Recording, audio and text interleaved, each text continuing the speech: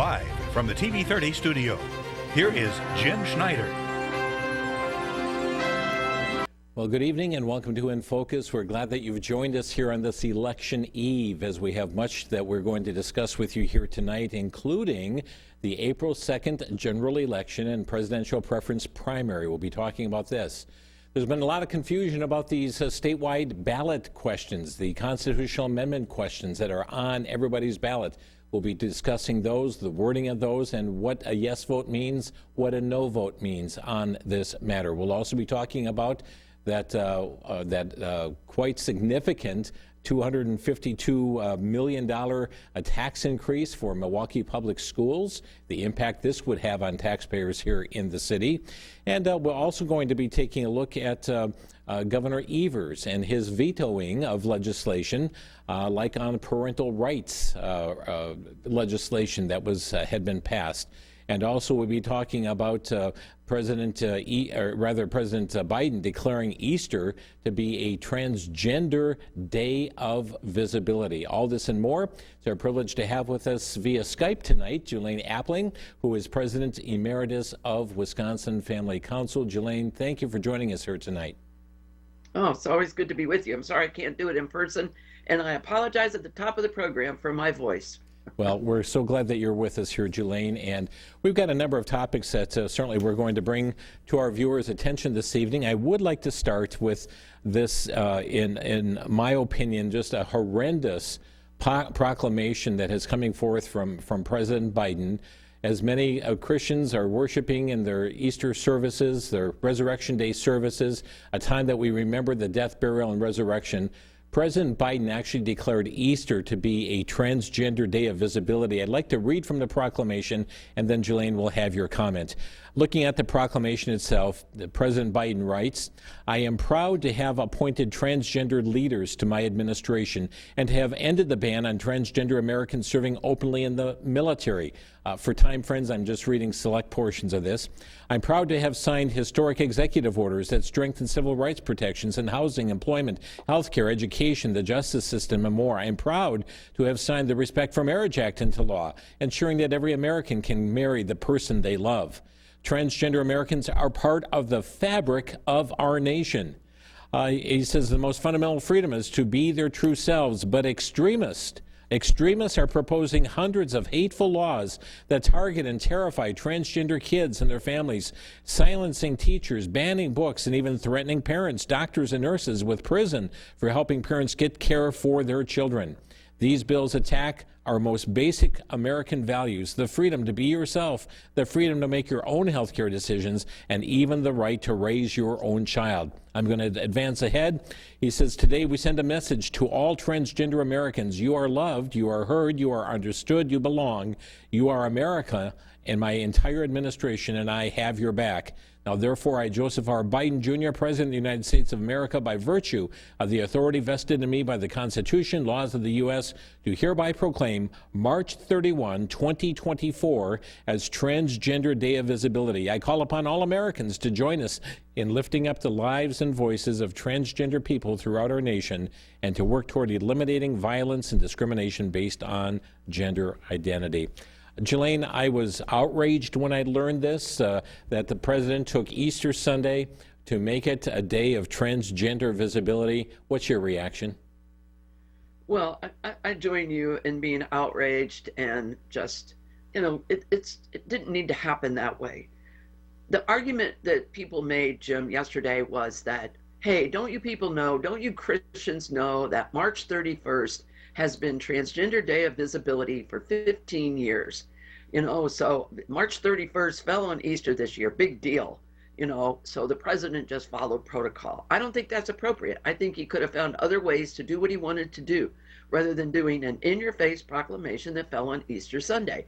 Now, I will tell you, Jim, I don't think Joe Biden, obviously, he had very little to do with this. Did he sign it? You bet he signed it. Do I think he knew what he was signing? No, I doubt it. I think he is so out of touch. I think he is such a puppet, an empty suit, that whatever was put in front of him, he signed, and now he's having to live with the repercussions. This was an in-your-face, I will say, an assault on our faith, people who were pushing it and told the president that he needed to sign it knew exactly what they were doing. And, they can back away from it saying March 31st is the standard date and all of that. They knew good and well what was happening, and they could have planned differently. So, no, but Jim, this is so typical of this president. He's paying back the people who helped him get in office. It's his worldview, first of all, but secondly, it's a payback for all that they did to ensure that he was elected in 2020. And that's the reality of how this stuff goes. What's also interesting about this, Jelaine, is that he calls extremist, those who are promoting, I mean, your organization, you yourself would be branded an extremist in this. Certainly my views are presented as being an extremist in this, but anybody who is against body mutilating surgery for minors is being branded as an extremist in this proclamation that he issued. Well, that's exactly right.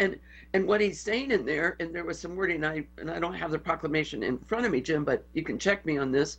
There was a part of that where he said, accepting people for who they really are. No, the reality is they don't accept themselves for who they are, and they want to live the lie and try to do the impossible and change their sex. This is not who they really are when they go through this transgender idea and this gender dysphoria or confusion. The president is setting up. He's in spiritual warfare, and he's in a cultural warfare, Jim.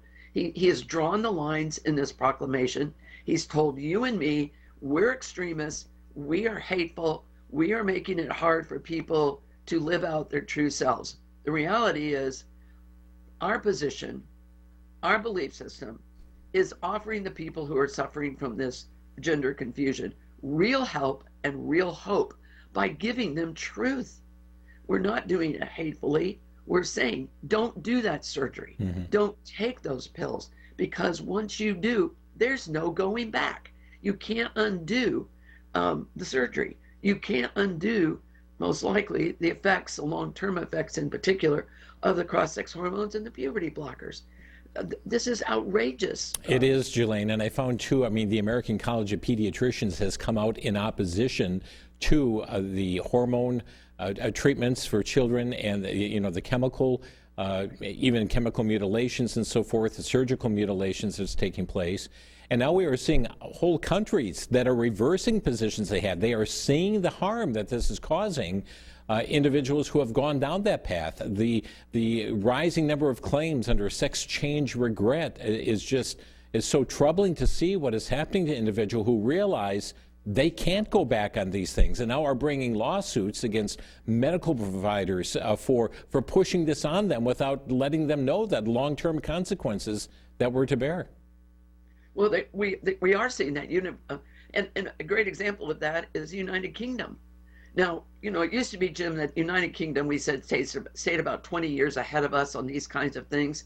I'm glad they're ahead of us, because what's happening is they've been dealing with this longer than we have. They have more of a track record, and they're seeing, hey, this is not in the best interest of youth. This is not in the best interest of our children. And so they're beginning to roll all this stuff back. We have a court case right here in Wisconsin filed by a woman who had a double mastectomy, I think it was, when she was 19, and a hysterectomy when she was 21, when she was going through gender confusion.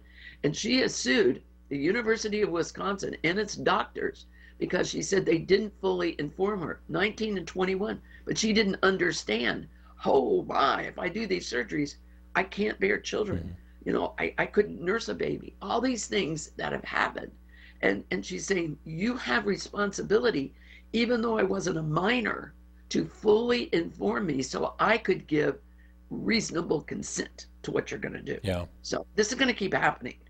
Jelaine, another, just before we leave, matters pertaining to the White House, we also had, the annual Easter egg roll, and we understand that the children of National Guard families were invited to submit artwork, for placing on eggs and so forth. But there was a ban that came from President Biden about submitting any artwork on their eggs decorated that had a religious symbol on them or a religious theme as part of this. Again, it's just outrageous how far we are going. The president talks about being accepting of all Americans. Just don't be religious. You're an extremist if you hold to biblical truth and biblical authority.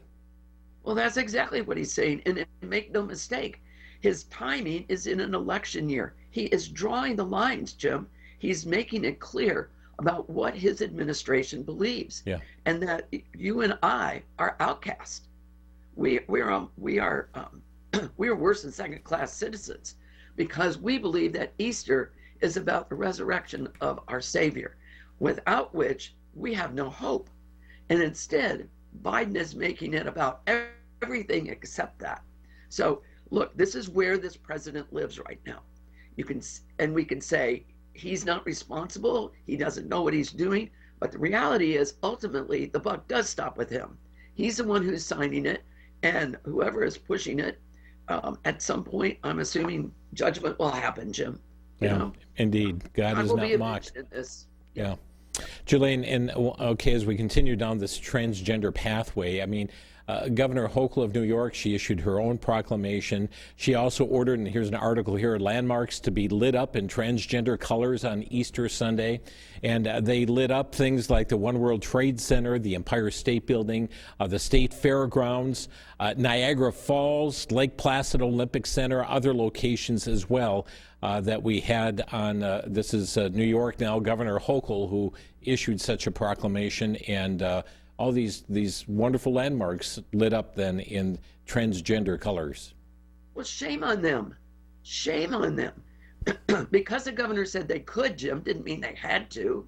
They did not. Niagara Falls didn't have to capitulate. There was no order that said they had to do it, and all the other landmarks as well. You know what they're afraid of? They're afraid of the repercussions. They fear the people who are funding these agendas more than they fear us. That's the truth. You know, if the Christians boycotted Niagara Falls, would it make a difference? I would hope so. But the problem is most people won't carry it that far. Right. You know, so these places fear the loss of money or the bashing they're going to get from the other side more than they fear us.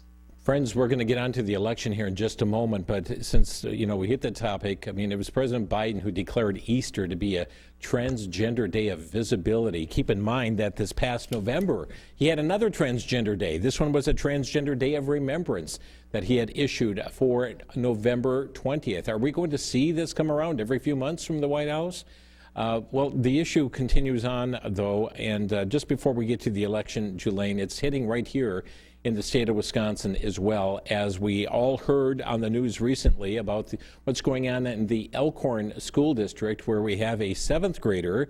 It's reported a seventh grade student is suing the Elkhorn Area School District, alleging the violation of Title IX. And I understand this is a gender-confused biological boy who desires to use girls' restrooms, girls' spaces in the school. And the school had offered this individual opportunity to use the faculty restrooms. It's not good enough. Need to, one who is gender confused to be able to use the opposite sex restrooms and facilities. Your comment about what's happening there in the Elkhorn Area School District. Okay, so Jim, first of all, this is a federal lawsuit, all right? It's filed in federal court, not state court. Second, there is absolutely no compelling law, no compelling federal court decision, no compelling directive that forces schools to have a policy that allows gender-confused individuals to use the restroom of the opposite sex. I want to make that very clear. The Biden administration has issued a memo, but they have not put it out and enforced it. There's nothing that says to the Elkhorn School District or any school district in Wisconsin that they have to allow this boy access to the girls' restroom. They don't have to do it. Now, it sounded to me in the reports that I've read over the last 7 days that the school district has made every attempt to make reasonable accommodations, but that's not enough. I've said for years, these folks want special rights. special protections. They don't want to be treated like everybody else. They want to be treated special at the price of the safety and privacy of the vast majority of the other students, especially the girls. That's it. Go ahead. Yeah, I was just going to mention one other aspect in all this, too, as we near the election, is that Governor Evers has promised to veto any legislation that would come up in Wisconsin that would require biological boys to play in biological boys teams and biological girls from playing on girls teams. He does not want to stop biological boys who are gender confused from playing on girls sports teams. Well, no, he already vetoed it last session. We have two of those bills. We have a K-12 one, Jim, and we have a collegiate, college and universities one for our UW systems. That one didn't go anywhere, but the K-12 one did go. It's waiting to go to the governor. He's going to veto it. He said he would veto it. He vetoed our Help Not Harm bill, the one that would have prevented doctors from doing these surgeries and prescribing these hormones and cross-sex puberty blockers. He vetoed that within hours. Again, Governor Evers is beholden to that agenda. Yeah, he is. Well, friends, we have a very important election day coming. Tuesday, April 2nd is election day here in the state of Wisconsin. We're talking this evening with Jelaine Appling, President Emeritus of Wisconsin Family Council. Jelaine, we have been talking about this date for a long time as you come on monthly here on the inFocus program and talk about legislative issues. But now, all of a sudden, April 2nd is upon us. The presidential preference primary as well as the April general election for the state of Wisconsin. Let's talk, first of all, if we would, about the presidential preference primary. I think it's important to point out people will see a multiplicity of names on the ballot, including those who have left the race for president here across this nation. Well, that is important because we've gotten calls for several weeks now saying that, oh my word, all these people are on there and they shouldn't be on there. And people think it's another effort to defraud the voters, confuse the voters. The reality is the Wisconsin Elections Commission voted well before many of those candidates dropped out about who was ballot qualified for the presidential preference primary. So what I say to voters, Jim, is don't be deceived. The people that you know are no longer running, are truly no longer running. And on the Republican side, you basically have Donald Trump. He's the only one left in there. On the Democrat side, you basically have Joe Biden, and I think there might be an independent candidate in there. I don't remember exactly. I'd have to look at that ballot again, but don't be deceived by that. Go ahead and cast your vote.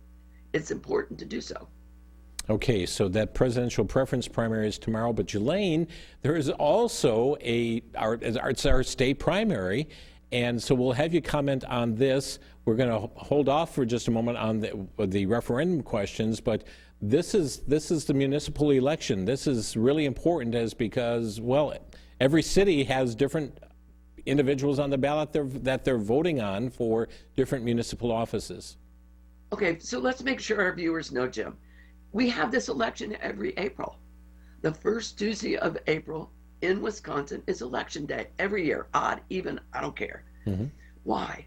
It's when we elect the people who are closest to us in government.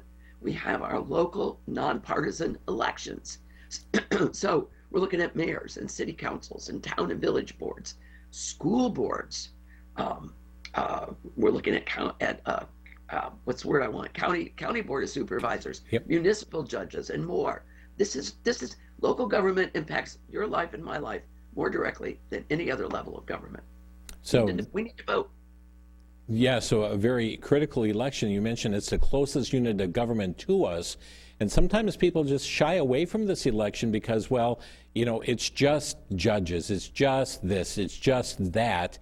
But who we put in these positions, you've used the phrase often, elections have consequences. Well, of course they do. And recently I linked that with there is no election that is unimportant. Mm-hmm. Every election is important. You want better schools? Get better people on your school boards. You want good policies to protect the privacy and well-being of students? Get better people on your school board. You want to make sure that you don't have drag shows and strip clubs and all the rest of that in your community? get people on your city council or your town and village board or your county board.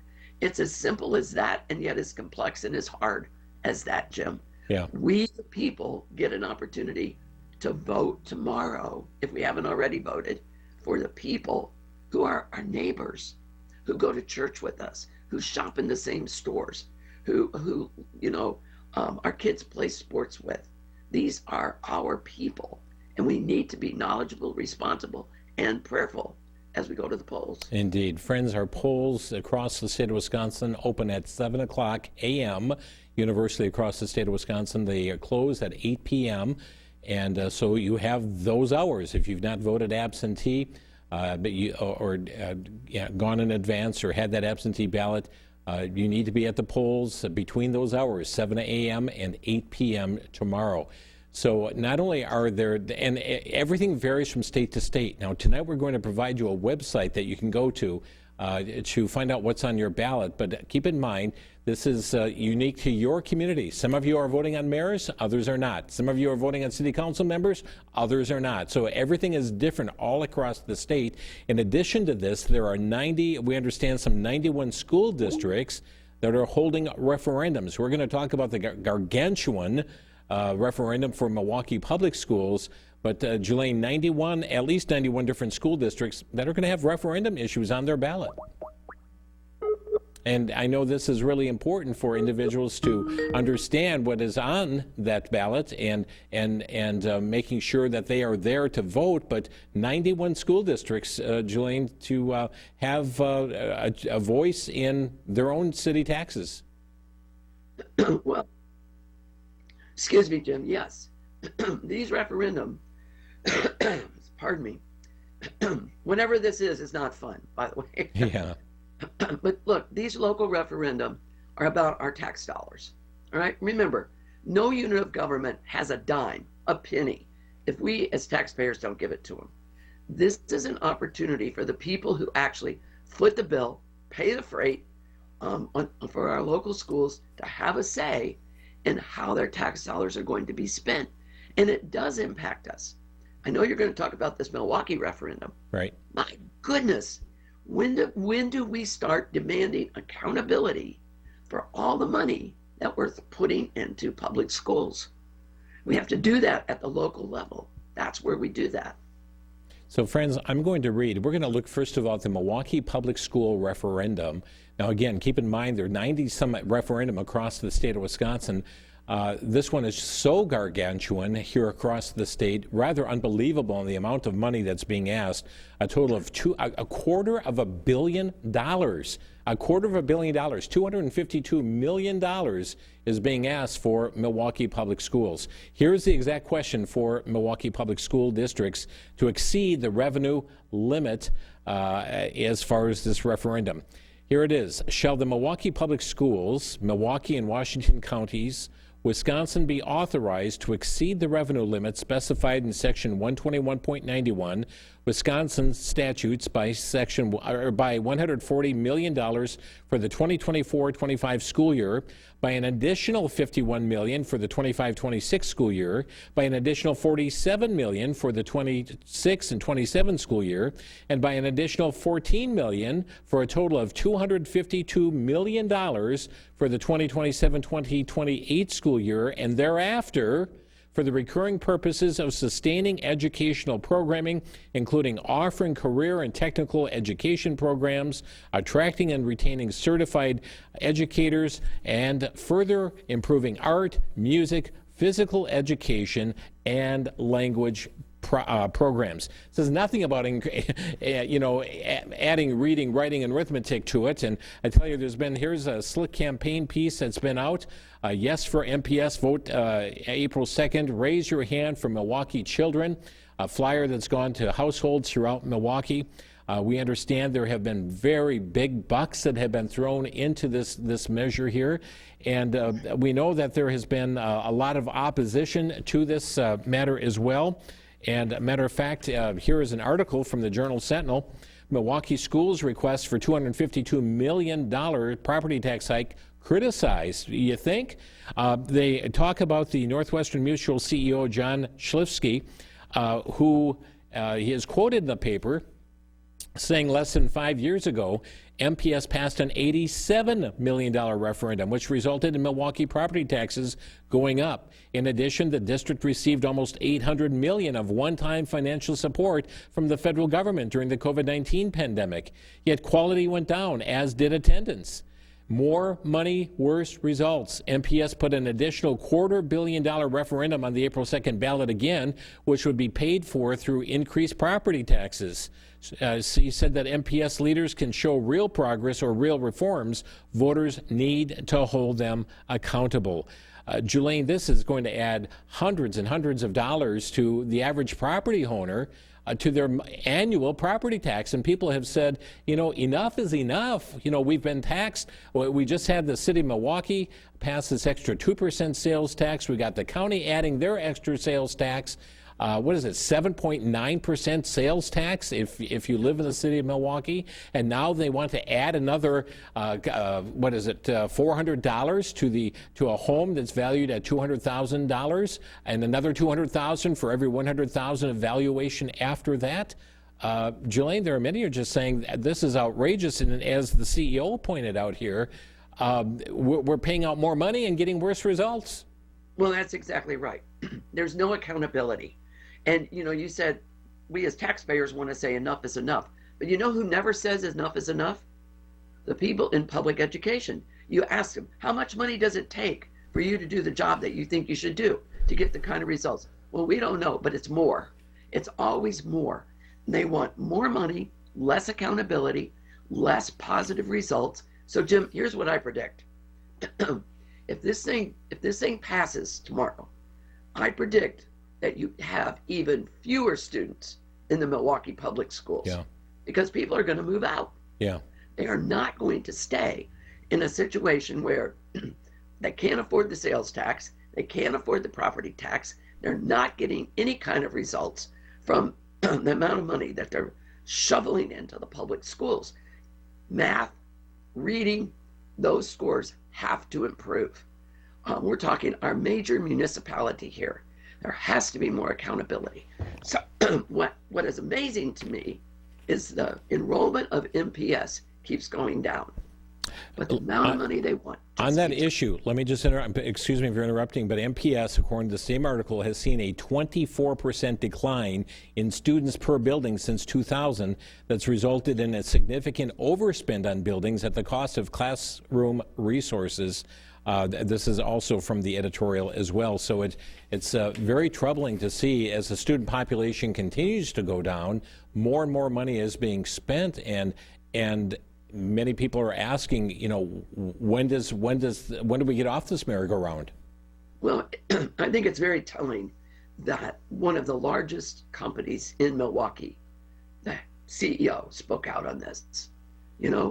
I'm guessing his kids probably don't go to MPS schools, but he sees what it's going to do to the average taxpayer, the average homeowner in the city of Milwaukee. And as a business owner, or not an owner, but as a CEO of a major business, you know what he's also saying, Jim? You're not giving us people we can hire. Your academics are so poor. You're turning out a product that is not marketable, not hireable. And so we've got to start demanding more accountability, more progress on these schools. For that, $252 million ad infinitum is basically what they're saying. When is enough enough? It's more than enough for you and me and the average Milwaukee taxpayer. Friends, think about it, $250 million, and it's on the ballot tomorrow. And you have a choice of voting yes to this referendum or no to the referendum. It's a yes or no vote straight up on whether or not Milwaukee should really increase taxes by $250 million, $252 million. That's $250 million over the next several years. And voters, you have it to be part of your say-so. And keep in mind, again, there are 91 school districts that are going to hold a referendum. We're going to talk about the ballot questions, and then, friends, we'll be providing you a website where you can get your own voter information as to what's on your ballot. So let's talk about these statewide referendum questions. And Jelaine, first of all, just by word of introduction, these will be on everybody's ballot, and this would really change the Wisconsin Constitution. Is that correct? That's correct. Both of them, both question 1 and question 2, would amend the state constitution if they pass with a simple majority tomorrow. That's exactly right. Okay, so let's talk about question number 1 first. I'll read the question, and then Julaine will have you comment on this.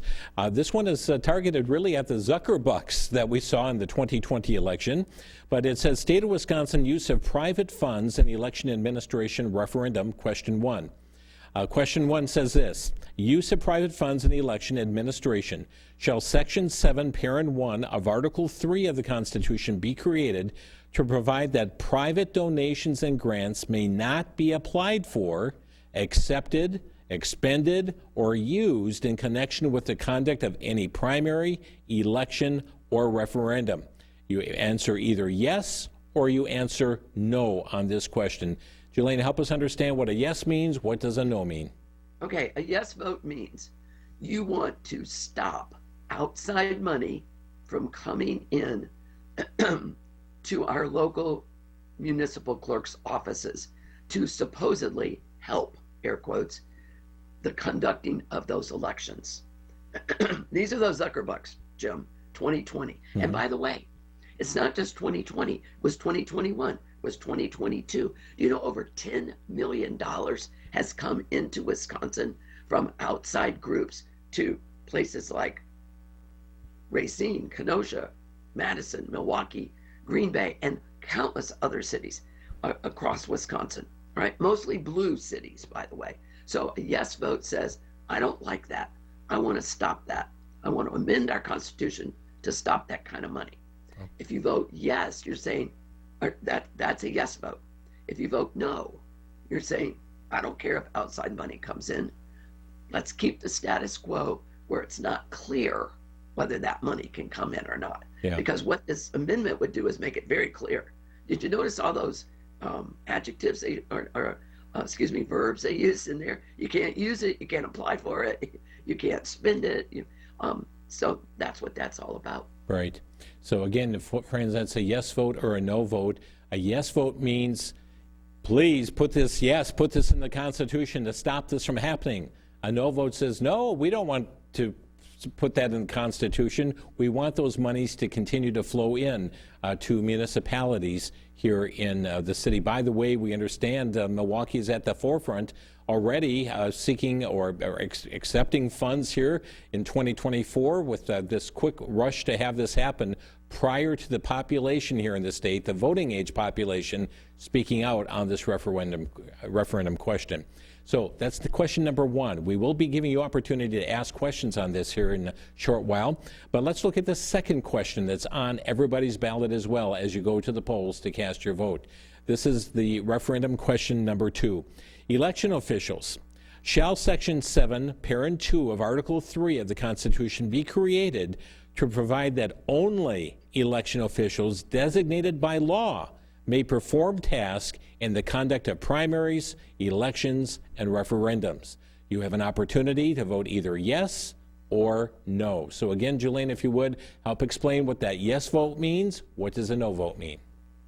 A yes vote means you do not want outside people who have no legal authority, have not been appointed or in any way legally recognized to come in and help conduct our Wisconsin elections. A no vote means I'm okay with people coming in from Kentucky or wherever to come in and help with our elections. Where did this stem from? Remember the testimony from the former Brown County clerk, Jim? And she said one of these guys came in and he basically usurped the role of the municipal clerk in conducting the election. That's what prompted this kind of referendum. Let me real quickly say, the reason these are out there to amend the Constitution is because the legislature has given the governor umpteen bills, including ones about this, to reform election law, to safeguard our elections, and the governor has vetoed every single one. Yeah. Every single one.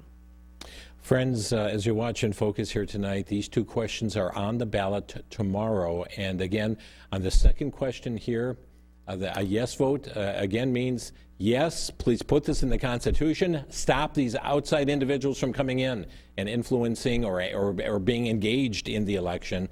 The no vote says, no, we don't want you to put that in the Constitution. We want this outsiders to come in and perform the task of elections here in our state. So you have that option, yes vote or no vote. Now, friends, as you listen to this program tonight, you've heard a lot of information. Some of you are voting on mayors and county executives and city council members or county supervisors. Some of you are voting on judges. Some of you are going to be voting on comptrollers for your community or your county. Some of you will have 91 different school districts having referendum, the massive one in Milwaukee Public Schools. But the way to find out what's on your ballot is simply going to this website, myvote.wi.gov. My Vote. Write it down, friends, because you really need to check out this website before going to the polls. myvote.wi.gov. You'll find out how you can register there. You'll find where your polling place is. All those little blue circles have information. But there's one that's entitled, What's on My Ballot?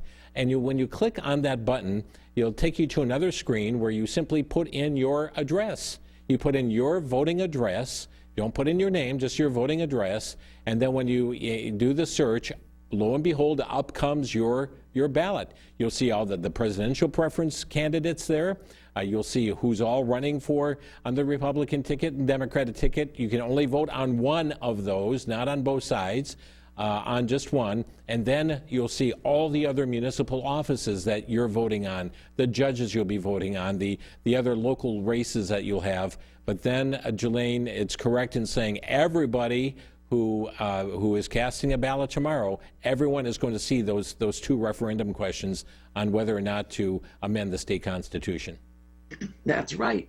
And Jim, this morning I got a weird email from a guy that I just didn't recognize the name until I got to the bottom of the email. It's the guy from Minocqua Brewing Company who is telling everybody to vote no. He's gotten the conservative mailing list, and he is telling people the GOP are lying about why this should happen. So he's coming out. There's all kinds of mixed messages out there on this thing. So everybody's going to have an opportunity. Vote yes or no. Question one, question two. And by the way, question one can pass and question two fail. Question two can pass, question one fail, or they can both fail, or they can both pass. Lots of flexibility in there. So friends, again, that's issues. myvote.wi.gov is a website. You can go to that site. Please be informed. And you'll do what I do. Sometimes you'll come across races and say, I don't know who that person is. And you can look, just put in a search engine, put in their name for the office, and you can start learning more about them. See who is endorsing them for office. What are their positions on various issues? Does that line up with your belief system or not? So you have that opportunity prior to casting your vote to get that information. Tonight, I would like to open some phone lines. We've got more issues to discuss, but friends, we'd like to hear from you. If you've got some questions or brief comments pertaining to Election Day or even this Transgender Day of Visibility that Governor Hochul, but also President Biden declared for yesterday, Easter Sunday, your comments on that are welcome as well. Our phone number here tonight for inFocus, 414-935-3030. If you have questions yet on these referendum questions, something you don't understand, pick up your phone, give us a call, 414-935-3030. Toll free, you may reach us at 800-733-8830. That's 800-733-8830.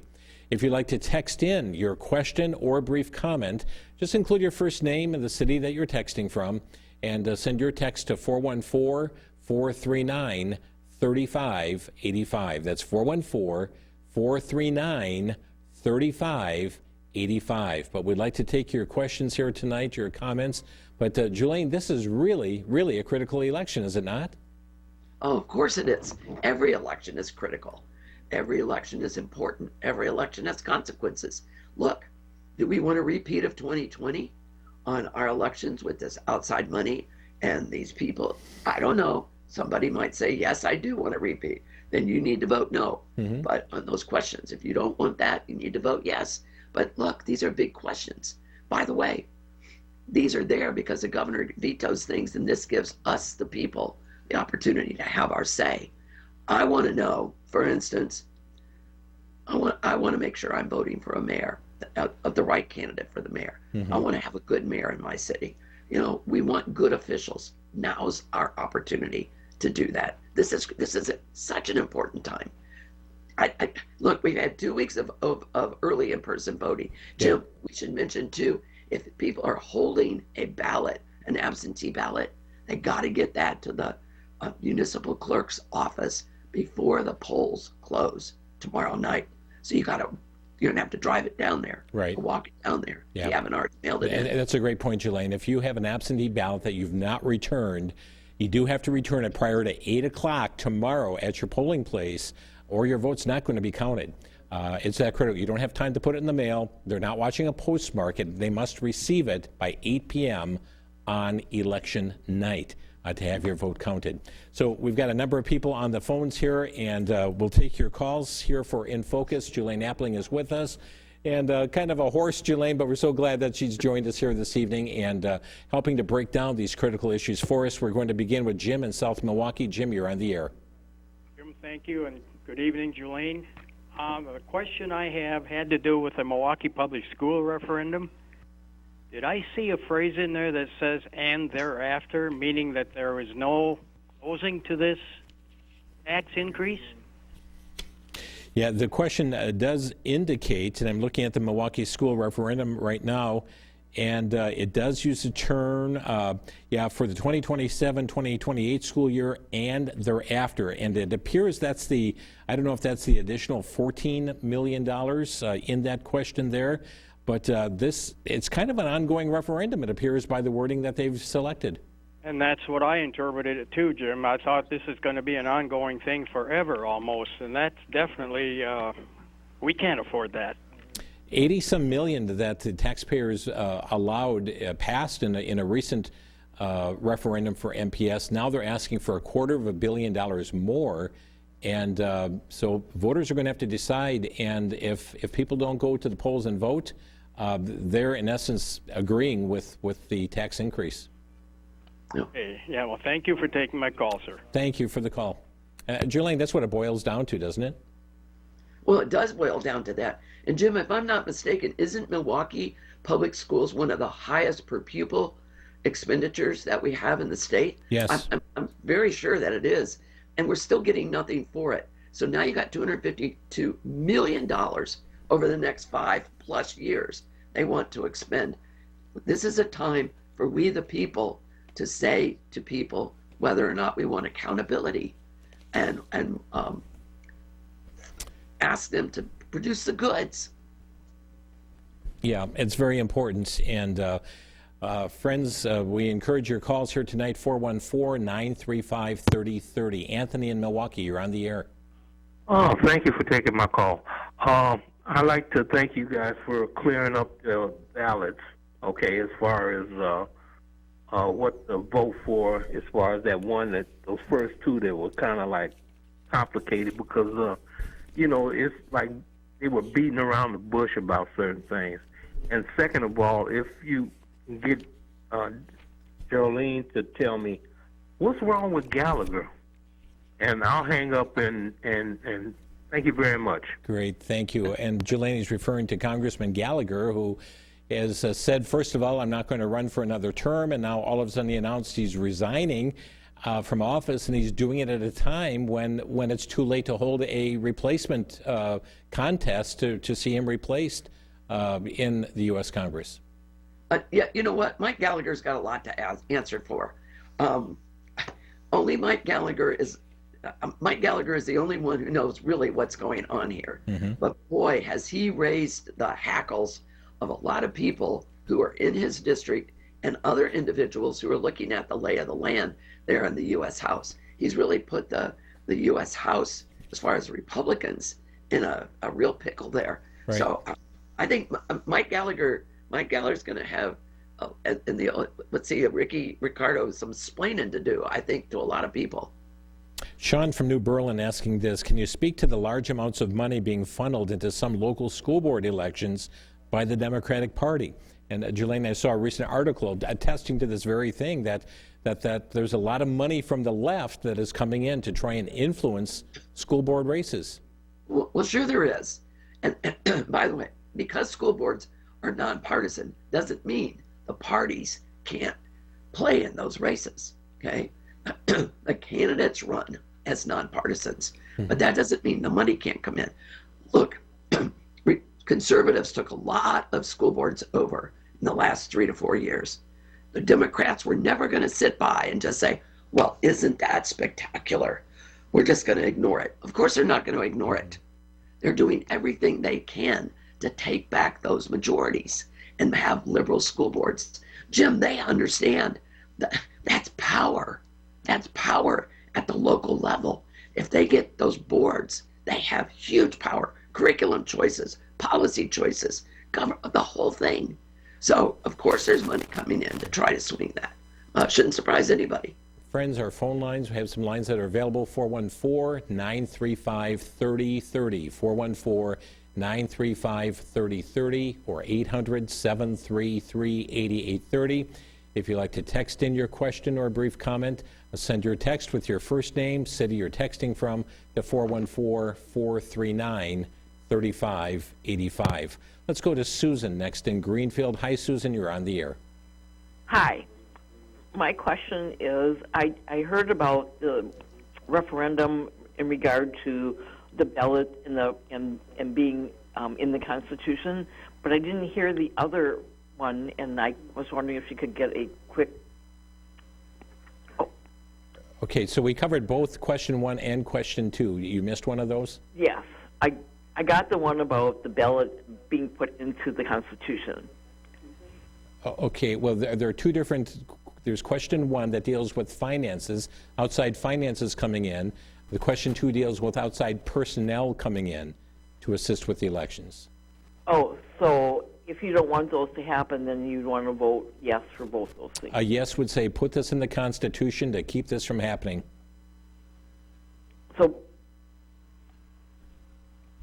So yeah, again, a yes vote is saying put this in the Constitution to protect communities from getting outside money in or outside personnel coming in for the operation of elections. Thank you very much. Thank you. Appreciate the call. Jelaine, have I described that properly? Absolutely. The problem with referenda is it's difficult for legislators to be able to word these things in a very direct way because it has to fit with the legal language of the Constitution. Mm-hmm. So it gets hard to word it directly. Right. Right. So again, a yes vote means put this in the Constitution to keep this from happening, or no, don't put it in the Constitution. We want this outside money, or we want outside personnel to come in to have impact on really like being the driving force or running elections. Exactly. That's exactly what a yes vote means, and a no vote means on both question 1 and question 2. Okay. Again, friends, our phone number tonight, have some lines available, 414-935-3030 or 800-733-8830. If you have any confusion on what these questions mean, what they don't mean, or if you want to weigh in, where do you stand? Those of you living in Milwaukee, where do you stand on the MPS school board or the school referendum seeking a $250 million tax increase upon the citizens of the city of Milwaukee? Again, 414-935-3030 is the phone number. Jelaine, here is a text that's coming from Mary in Watertown. This is in regard to referendum question number 2. It says, talks about only elected officials being involved. Does this affect poll workers who are paid but not elected? I believe it does. Well, the poll workers, the people who keep the logbooks and so forth? Well, no. So municipal clerks aren't always elected. Like where I live, we don't elect our clerk. We elect a county clerk, but we don't elect the municipal clerk in my city, all right? But she is hired by our mayor and approved by our city council to run our elections. That's what we're talking about. Mm-hmm. But no, Jim, I don't think it includes people who are hired for the day to go to the polls and work, like you and me if we went to the polls and worked. That's not who they're talking about. They're talking about people being inserted into those highest levels of running the election. Let's go to Jim in Milwaukee. Jim, you're on the air.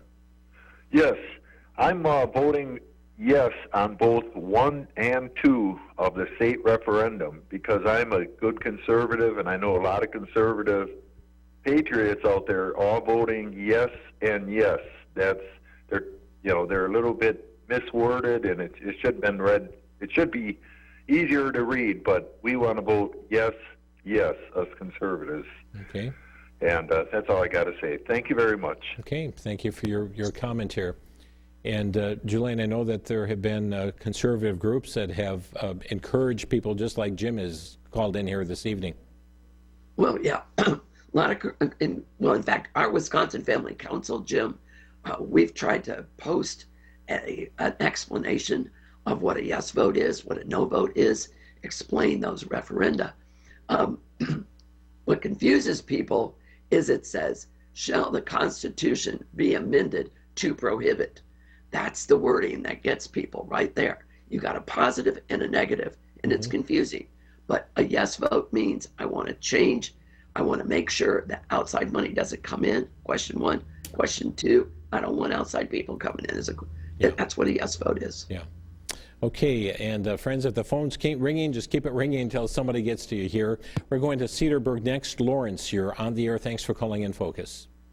Yes, I just wanted to say 2 quick things. One, I never thought in my life that I would see my brothers and sisters, as well as myself in Christ, considered extremists because we believe in the Bible and all that is good and true. Yeah. And second off, I wanted to say, I think that as Christians, the thing that we are to do is to sincerely and honestly pray for people like Joe Biden. Mm-hmm. Because for him to be able to sign something like that on Easter Sunday, the day that our Lord rose from the dead, defeated death, and that man signed something like that, whether he knew what he was doing or not, I mean, if you get pulled over by the police, you can't say, well, I wasn't aware of that. Ignorance of the law, it doesn't make you not guilty. Yeah. Yeah. So he's just storing up, him and people like him are just storing up so much wrath for themselves come Judgment Day. And I don't even really, my human side feels angry, but my spiritual side, I feel sorry for them. Yeah, Lawrence, you're very right. The Bible tells us to pray for those that are in authority. It doesn't mean whether we agree or disagree. We keep in mind that the person who wrote that, the Apostle Paul, under the inspiration of the Holy Spirit, lived during a time of the reign of Rome and saw great persecution come on believers and certainly reminded us to be praying for those in authority, and we appreciate raising that issue tonight.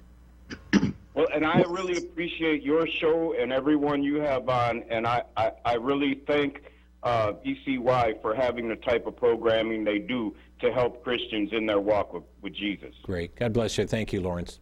You too, brother. Bye-bye. Bye-bye. We have Rosemarie next in Sheboygan. Rosemarie, you're on the air. Hi. I'm calling because I don't know who to vote for the 15th district.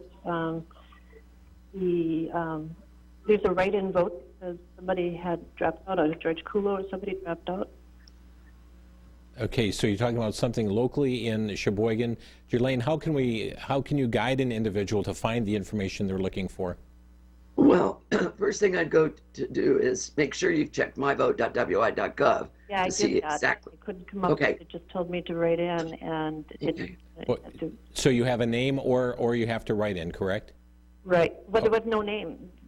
So nobody's running? running? Nobody's running for the office? Yeah, but I got a mailing for somebody, but it was only from one person, and I thought there might have been some other ones. There was other things that I got, but they didn't say they were for the District 15, and I don't know. I didn't know where to go. Okay. Well, first thing is check out that person on Facebook or on the internet somewhere, and then ask some people that you know are plugged in on things political. But it sounds to me like the only one that's got his or her act together is the one you got the piece of literature from. So, but I'd check that person out to make sure. But otherwise, make some phone calls to see I did make what's some going phone calls, on. and I didn't get any real answers. Okay. So, and did you even go to do a web search to say, write-in votes? Okay. So if nothing is coming up, you have one person, then you research that person. Evidently, the flyer that you got, did they have a website for them? It just said write it in, and yeah, the website it just had so many. But so you can at least or put in a search engine that person's name, and then for judge, and see what results come up. The other option you have is checking and doing going to your local newspaper in Sheboygan, and just calling up the newspaper, and then in their search engine put in the name of the individual to see what comes up as well. They can also call the clerk. I didn't come up with anything. I'll keep working on it. Okay, great. Thanks for the call. Jelaine, you mentioned also calling whom? Clerk. Call the clerk. The clerk's office in Sheboygan, and letting them say, I need to know who is this an official write-in candidate for the ballot? That would be something you can do. We have time for one last call, and this is Kelly in Mayville. Kelly, you're on the air. I'd just like to say that I'm a conservative, and I'm also voting yes for both state referendums. Okay. Thank you, Kelly, for your call. Jelaine, I know there's much going on. I did want to at least mention tonight here the fact, and if you can in 30 seconds, Governor Evers did veto the parental rights legislation, correct? Yes, he did. That's twice now. He said parents don't have rights. Apparently, that's what he believes. He didn't. He believes the bill went too far. Remember, too, Jim, this bill enumerates about 16 specific rights that we want to make clear are parents' rights. They don't devolve on the state. And the governor just vetoed it out of hand. Wow. That's what he does. That's consistent with his worldview. Friends, let me just again give you the website. You can check out myvote.wi.gov, myvote.wi.gov. Click on the little blue tab that says what's on my ballot. Click on that, put in your address. You'll see what comes up there for you to vote on. If you have further questions about the whole election process, or you still don't understand those referendum questions, you can contact Wisconsin Family Council, 1-888-378-7395, 1-888-378-7395. Jelaine, thank you for braving it through the program here tonight and joining us, and we'll ask our viewers be praying for you as well. Thank you, Jim. Sorry about that voice. Oh, well, we appreciate just your tenacity to plow through and get this vital information out. So thank you for joining us. And friends, we want to thank you as well for joining us here on TV 30's inFocus program. Election days ahead. Please be in prayer. Good night.